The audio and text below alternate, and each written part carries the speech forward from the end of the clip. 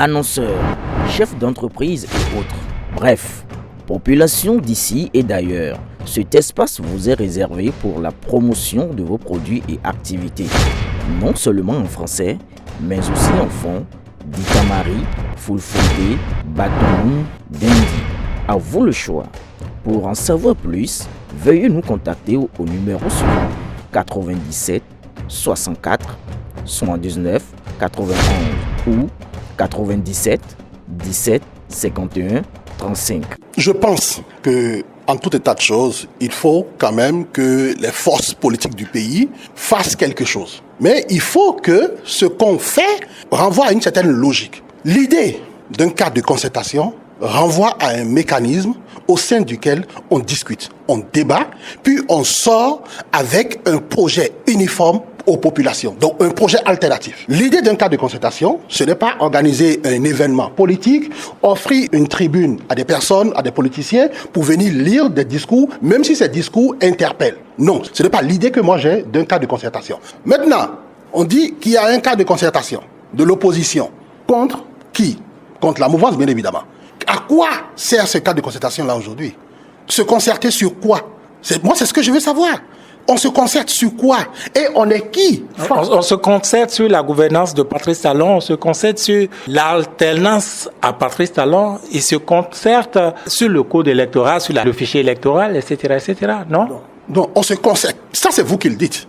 Ils l'ont dit aussi. On se concerte, mais on ne peut pas se concerter sur la... Mais c'est ce que je dis, je refuse. On ne peut pas se concerter sur la gouvernance de Patrice Talon tout le temps. Ça fait 8 ans qu'on est en train de se concerter sur la gouvernance de Patrice Talon. Je pense que maintenant, il est temps de se concerter pour sortir un projet alternatif à celui de Patrice Talon. Il faut que nous commencions à proposer quelque chose aux populations. La politique, ce n'est pas le fait de critiquer tout le temps. On critique, il y a le moment de la critique est là, mais il y a le moment aussi des propositions. Je veux qu'on commence à proposer un projet alternatif, sérieux, qu'on dise sur le plan économique, voilà ce que nous proposons, contrairement à ce qui se fait aujourd'hui. Sur le plan politique, voilà ce que nous proposons. Sur le plan social, voilà ce que nous proposons. Il faut que les populations aient une idée réelle de ce qu'on propose comme alternative. Autrement, ce serait un abrutissement collectif et je ne veux pas y participer. Et vous ne pensez pas que cette initiative de cadre de concertation, c'est un préalable, une manière de déblayer le terrain à justement ces propositions, ces projets dont vous parlez? Débrayer le terrain en faisant quoi? En allant en regroupant des journalistes et puis en lisant un discours. Là, vous avez déblayé le terrain. Je veux qu'on commence à discuter. C'est-à-dire une manière d'établir une certaine unité, une certaine union de l'opposition. De quelle unité? Est-ce que vous avez vu le FCB là-bas? Ou ce n'est pas une force d'opposition? Le cadre reste ouvert selon ses initiateurs. Non, mais on dit... Moi, je me suis fait dire que c'est parce que je n'avais pas un parti politique, que je n'avais pas été associé. Même si j'avais été associé, je vous le dis tout de suite, je ne serais pas allé. Mais on me dit que c'est parce que je pense que M. Daniel Heda n'a pas de parti politique non plus. Nous, au moins, le mouvement libéral, il est enregistré aujourd'hui en tant que mouvement et on est en pleine mutation. Bon, on met ça de côté. Et pourquoi on ne vous a pas invité, selon vous? Pourquoi on n'a pas invité le mouvement libéral? Parce qu'il y a des personnes qui pensent que ce sont elles qui ont le mandat de décider de être crédible dans le milieu politique et qui ne l'est pas. Donc, parce que, vous savez... Là, vous parlez de qui? Azatasso, Boni Yayi, Eric Moudete, qui en veut au mouvement libéral?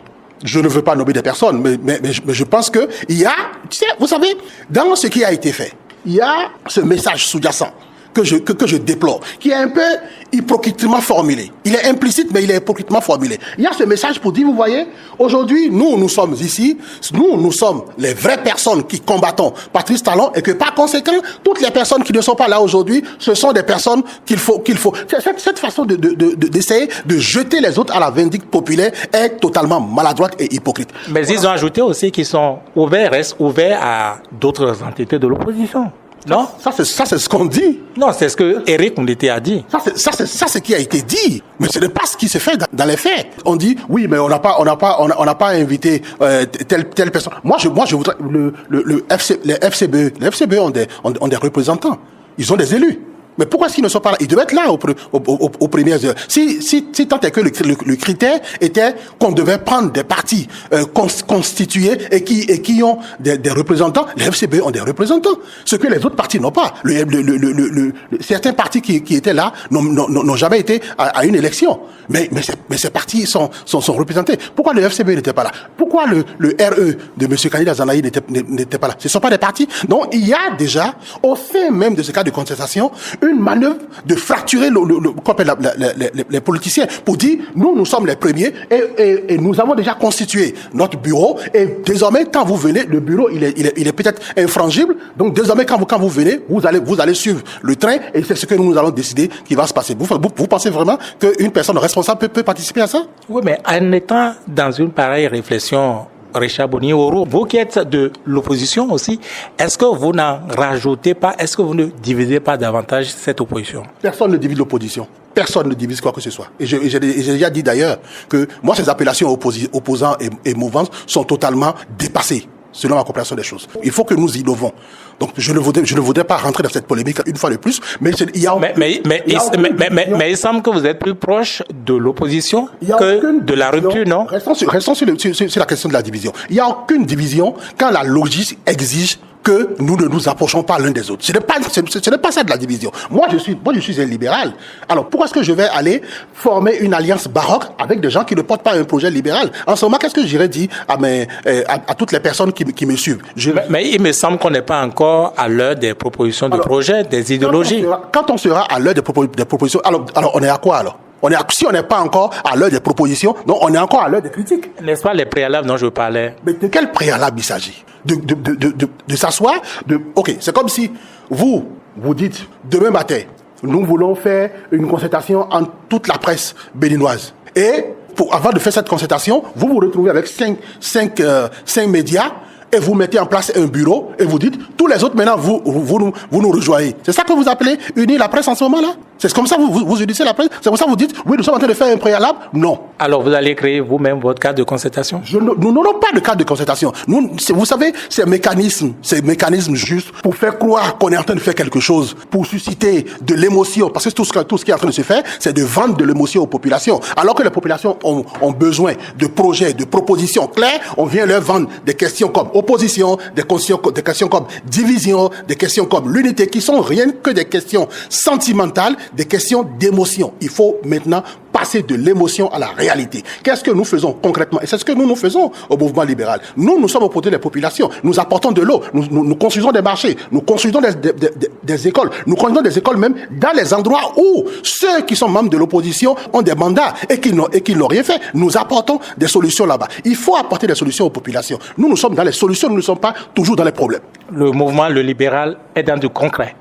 Et du sérieusement concret. Alors, entre les errances éventuelles, les errances possibles de l'opposition, la décadence éventuelle de l'opposition et les erreurs de gouvernance de Patrice Talon, à quoi vous vous opposez le plus?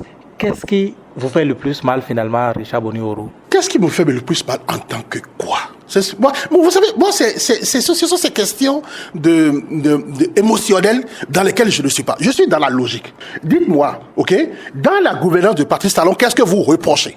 Il faut poser les questions correctement pour avoir des réponses correctes. Avec quoi est-ce que vous n'êtes pas d'accord dans la gouvernance de Patrice Talon?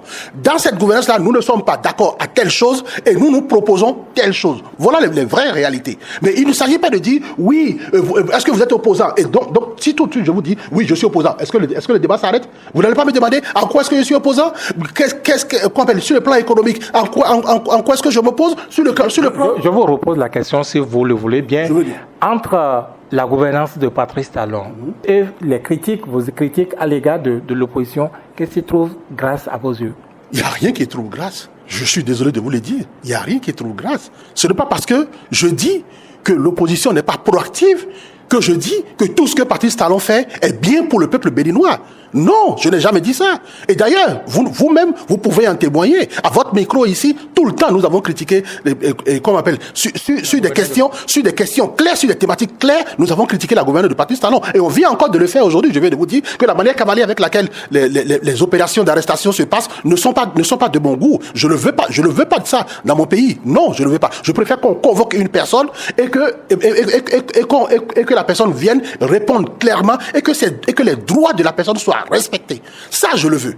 Mais donc, sur des questions claires, on peut dire nos divergences. Mais ça ne veut pas dire, moi je préfère qu'on m'appelle membre d'une formation libérale, comme que de me dire, je suis opposant, je suis mouvancier. Moi, ces appellations, pour moi, renvoient à de l'émotion qui n'ont plus leur place dans le débat politique. On est au 21e siècle, mes amis.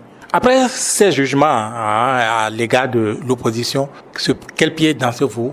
Quelles sont vos perspectives à vous autres au mouvement Le Libéral? Écoutez, nous, au mouvement libéral, nous sommes en train de nous organiser sérieusement.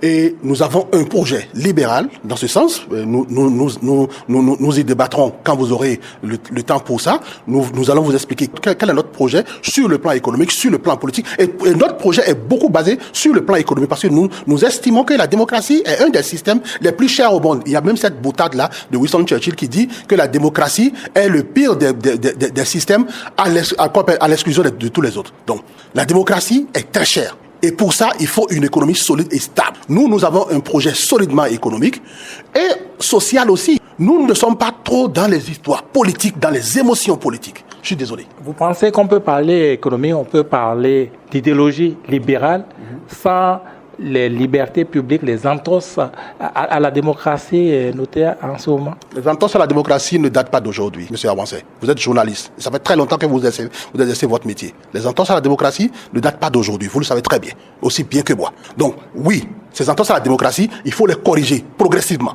Il faut les corriger. Mais on ne peut pas les corriger si on passe tout le temps dans l'émotion politique, si on passe tout le temps à se ranger dans des cases opposants, mouvanciers, pour dire opposant, il faut s'opposer à tout, mouvancier, il faut tout accepter. Si on se range uniquement dans ces cadres et que nous ne proposons rien de concret, parce qu'aujourd'hui, on a l'impression que dès que vous êtes opposant, on ne vous demande plus rien. On vous dit, ok, donc vous êtes opposant, votre rôle, c'est de vous opposer à tout ce qui est fait par le gouvernement. Dès qu'on dit que vous êtes mouvancier, on dit, ok, donc vous, votre rôle, c'est d'accepter tout ce qui vient du gouvernement. Mais non, mais accepter quoi? S'opposer à quoi? Quel est le projet sur lequel on se base pour dire, nous sommes opposants? Quel est le projet que nous mettons en face de l'autre? Et on ne discute jamais de ça, malheureusement. Est-ce qu'on peut résumer le mouvement Le Libéral en disant, voilà qui, lui, est du centre, un mouvement du centre? Nous sommes un mouvement de centre-gauche. Nous sommes un mouvement du centre-gauche. Et sur les questions idéologiques, vous savez, on a l'impression parfois, les gens disent, oui, les idéologies, ce sont des choses de blanc. Je vais vous donner un exemple très concret. Allez-y.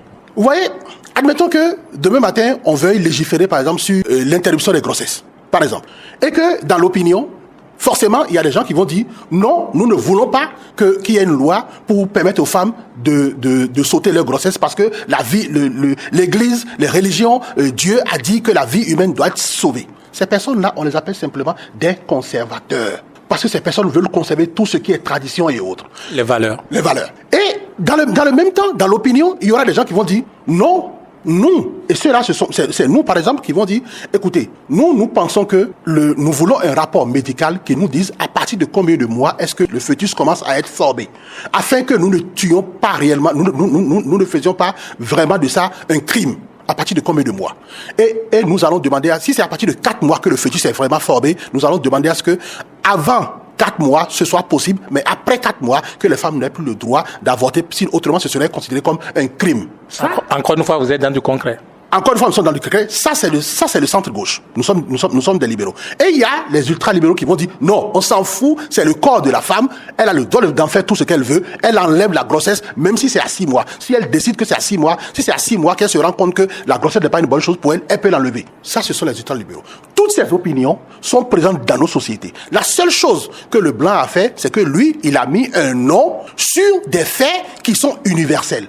Donc, toutes ces opinions sont ici. Donc, quand on parle des questions idéologiques, les questions idéologiques existent au sein de nos opinions. Il faut juste les concrétiser. Et c'est le rôle des politiciens de faire de l'éducation. Et justement, quand on vous écoute, on a l'impression que c'est cette pédagogie qu'apporte par ailleurs le mouvement Le Libéral sur la scène politique béninoise? Dès que nous sommes rentrés au Bénin, en janvier, c'est ce que nous avons commencé à faire. Je peux aujourd'hui me frapper la poitrine et dire que je suis passé dans tout le Bénin. Et la première chose que nous avons commencé à faire, c'est de faire de l'éducation politique pour pouvoir orienter les populations afin de sortir, parce que les politiciens de tous bords ont longtemps abruti les populations. On les met dans des cases émotionnelles. On leur dit non, dès qu'on dit que nous sommes de l'opposition, on ne propose plus rien. La seule proposition qu'on fait, c'est que tout ce qui vient d'en face est mauvais pour vous.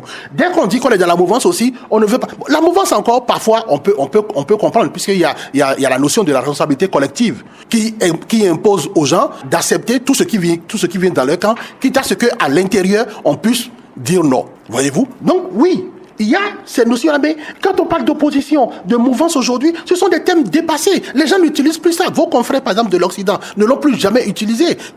Même aujourd'hui, en France, le LFI, la France insoumise, si on la transpose sur l'échiquier politique béninois, on peut dire, on dira qu'elle est de l'opposition. Mais à chaque fois qu'elle a fait des critiques envers le gouvernement de Macron, quand vos collègues en France ont repris ça, ils n'ont jamais parlé d'opposition. Un appel aux journalistes béninois également pour se mettre au pas? Oui, pour se mettre au pas, parce que à chaque fois, qu'est-ce qu'ils ont dit? Ils ont dit, la France insoumise, ou LFI en abrégé, a fait une contre-proposition sur la proposition de loi, ou n'a pas voté la proposition de loi. Mais ils n'ont jamais dit les forces de l'opposition. Parce que vous dites que vous êtes dans l'unité, que vous êtes contre la division. Mais les termes, la façon dont vous formulez déjà les thématiques, la façon dont déjà vous mettez dans des catégories, vous typifiez la chose politique, renvoie déjà à la division, à des émotions qui sont, elles, dans la division. Il faut partir sur des questions idéologiques, sur des questions concrets, tels que, oui, nous sommes démocrates, par conséquent, nous sommes de la gauche, et la gauche a tel projet contre tel projet qui vient du gouvernement qui est de la droite. Allons sur des terrains concrets pour arrêter d'abrutir les populations. Richard Boniorou, merci. Je vous remercie, monsieur.